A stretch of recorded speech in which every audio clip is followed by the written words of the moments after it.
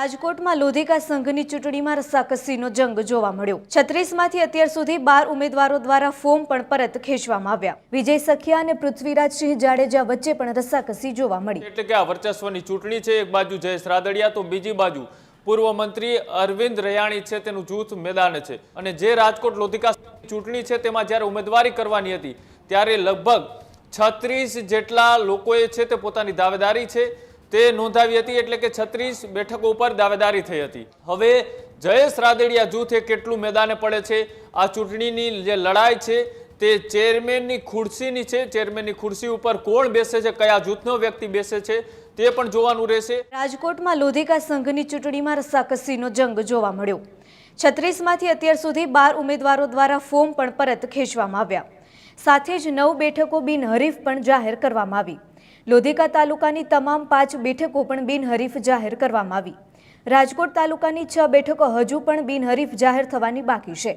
પૂર્વ મંત્રી અરવિંદ રૈયાણી સામે હજુ ચૂંટણીની શક્યતા પણ જોવા મળી, જેમાં નીતિન ચોવટિયા દ્વારા અરવિંદ રૈયાણી સામે ફોર્મ પણ ભરવામાં આવ્યું। ખીજડીયા મંડળી બેઠક પરથી ઉમેદવારી નોંધાવવામાં આવી। બપોરે 3 વાગ્યા સુધી ફોર્મ પરત ખેંચવાની સમયમર્યાદા પણ નક્કી કરવામાં આવી। ફોર્મ પરત નહીં ખેંચાય તો અરવિંદ રૈયાણીએ ચૂંટણી લડવી પડશે। વિજય સખિયા અને પૃથ્વીરાજસિંહ જાડેજા વચ્ચે પણ રસાકસી જોવા મળી, જેમાં રાજકોટમાં લોધિકા સંઘની ચૂંટણીમાં રસાકસીનો જંગ જોવા મળ્યો, જેમાં 36માંથી અત્યાર સુધી 12 ઉમેદવારો દ્વારા ફોર્મ પણ પરત ખેંચવામાં આવ્યા। સાથે જ 9 બેઠકો બિનહરીફ પણ જાહેર કરવામાં આવી, જેમાં લોધિકા તાલુકાની તમામ 5 બેઠકો બિનહરીફ જાહેર કરવામાં આવી। રાજકોટ તાલુકાની 6 બેઠકો હજુ પણ બિનહરીફ જાહેર થવાની બાકી છે, જેમાં પૂર્વ મંત્રી અરવિંદ રૈયાણી સામે હજુ પણ ચૂંટણીની શક્યતા જોવા મળી રહી છે। નીતિન ચોવટિયા દ્વારા અરવિંદ રૈયાણી સામે ફોર્મ ભરવામાં આવ્યું, જેમાં ખીજડીયા મંડળી પર બેઠક પરથી ઉમેદવારી પણ નોંધાવવામાં આવી। બપોરે 3 વાગ્યા સુધી ફોર્મ પરત ખેંચવાની સમયમર્યાદા પણ નક્કી કરવામાં આવી છે, જેમાં જો ફોર્મ નહીં ખેંચાય તો અરવિંદ રૈયાણીએ પણ ચૂંટણી લડવી પડશે, જેમાં વિજય સખિયા અને પૃથ્વીરાજસિંહ જાડેજા વચ્ચે પણ રસાકસીનો જંગ જોવા મળી રહ્યો છે।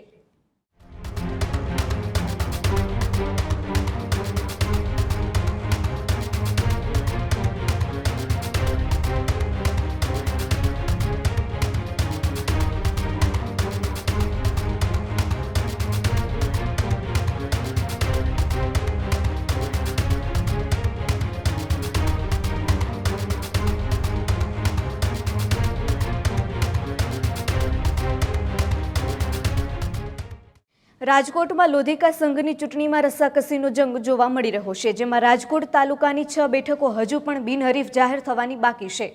વધુ માહિતી માટે આપણી સાથે કૃણાલ જોડાય છે। કૃણાલ, જે રીતે રાજકોટમાં લોધિકા સંઘની ચૂંટણીમાં રસાકસીનો જંગ જોવા મળી રહ્યો છે, જેમાં પૂર્વ મંત્રી અરવિંદ રૈયાણી સામે પણ હજુ ચૂંટણીની શક્યતા પણ જોવા મળી રહી છે। બિલકુલ, રાજકોટ લોધિકા સંઘ એટલે કે રાજકોટની આ સૌથી મોટી અને સહકાર ક્ષેત્રની આ રસાકસી ભરી જે ચૂંટણી છે, આ ચૂંટણીમાં ભાજપ વર્સિસ ભાજપની લડાઈ છે તે અત્યારથી જોવા મળી રહી છે। કેમ કે જે 15 ડિરેક્ટરોની આ ચૂંટણી છે, આમાં ચેરમેન પદ ઉપર કોણ બેસશે તેમાં 2 ભારતીય જનતા પાર્ટીના જૂથ વચ્ચે આમને સામને અત્યારે જંગ છેડાયો છે। એટલે કે આ વર્ચસ્વની ચૂંટણી છે। એક બાજુ જયેશ રાદડિયા તો બીજી બાજુ પૂર્વ મંત્રી અરવિંદ રૈયાણી છે તેનું જૂથ મેદાને છે। જો કે આની અંદર ભારતીય જનતા પાર્ટીએ મેન્ડેટ પ્રથા છે તે તોડી છે।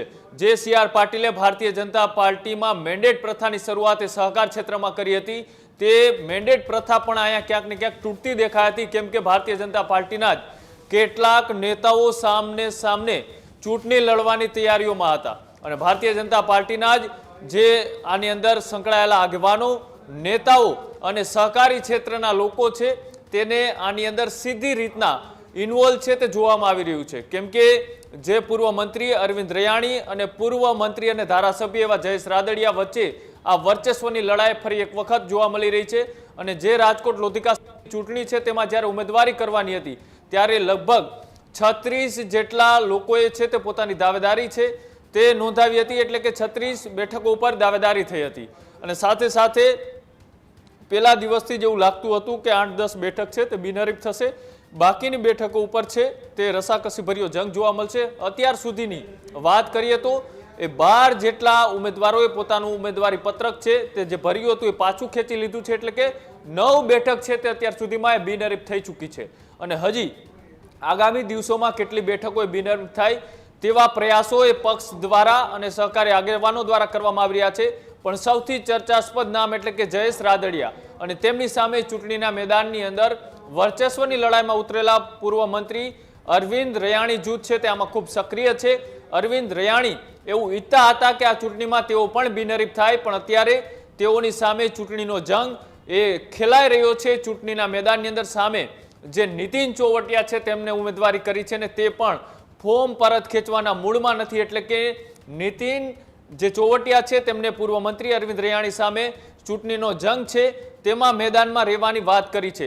એટલે કે આ વર્ચસ્વની લડાઈની અંદર જે ડિરેક્ટર પણ રહી ચૂક્યા છે અરવિંદ રૈયાણી, તેમની સામે હવે જયેશ રાદડિયા જૂથ એ કેટલું મેદાને પડે છે. આ ચૂંટણીની જે લડાઈ છે તે ચેરમેનની ખુરશીની છે. ચેરમેનની ખુરશી ઉપર કોણ બેસે છે, કયા જૂથનો વ્યક્તિ બેસે છે તે પણ જોવાનું રહેશે. ગયા વખતે પણ આ જ રીતનો એ ત્રિપાખીયો જંગ થયો હતો. આ વખતે પણ આમાં કેટલાક ચહેરાઓ પડદા પાછળ એ રણનીતિ ઘડી રહ્યા છે, તો કેટલાક ચહેરાઓ એ સામે આવીને ચૂંટણીના મેદાનમાં જોવા મળી રહ્યા છે.